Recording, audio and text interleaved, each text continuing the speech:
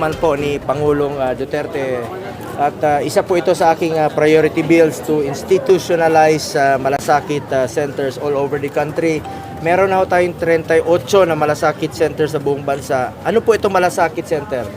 Ito po ay isang one-stop shop na yung proseso po ng tulong mula sa iba't ibang ahensya ng gobyerno ay ilalagay po sa isang bubong katulad ng PCSO, PhilHealth, DOH, DSWD. Nandiyan na po sa loob, mag-aambag-ambag po sila.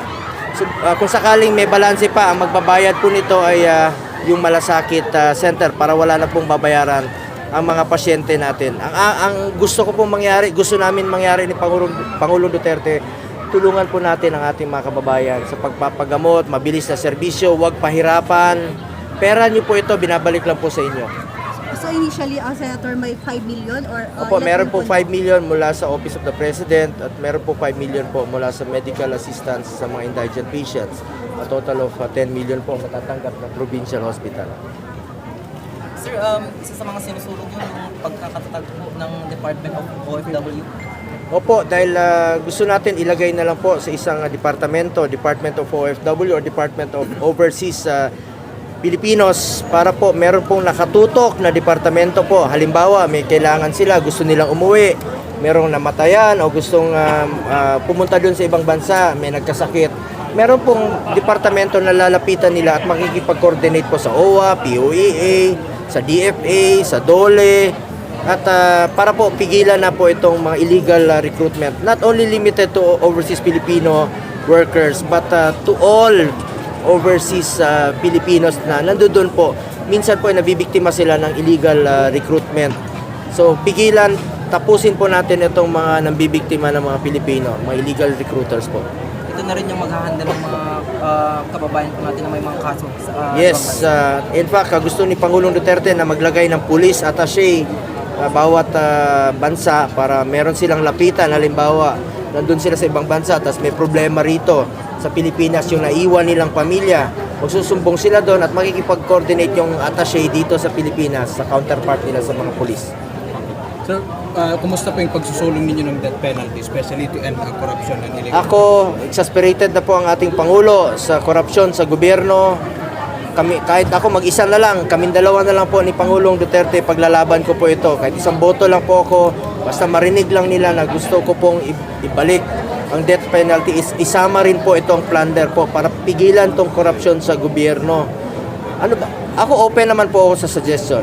Paano natin ito pigilan? So, ito po isa sa aking nasa isipan. Kung wala pong tutulong sa akin, nakikiusap po ako sa mga kasamahan ko, mga kongresista, mga senador, na wala naman po tayong dapat ikatakot kung wala naman po tayong ninanakaw. So tulungan po natin ang ating bayan, tulungan po natin yung kampanya ni Pangulong Duterte upang sugpuin ang korupsyon sa gobyerno, sugpuin ang kriminalidad at sugpuin po ang illegal na droga.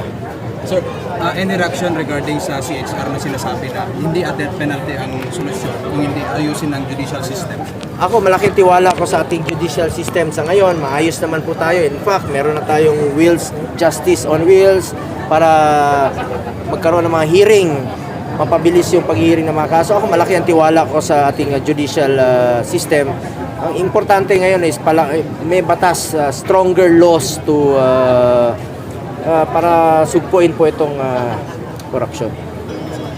Sir, marami pong problema ngayon sa mga related po sa dengue. So, kayo po yung chairman sa Senado po ng Committee. Ano po yung mga isusulong natin? Meron naman sa ngayon ay sundin po natin ang ating mga doktor. May mga pag nagkasakit tayo ng dengue, meron pong mga solusyon na ginagawa ang ating DOH, ang ating mga provincial hospital.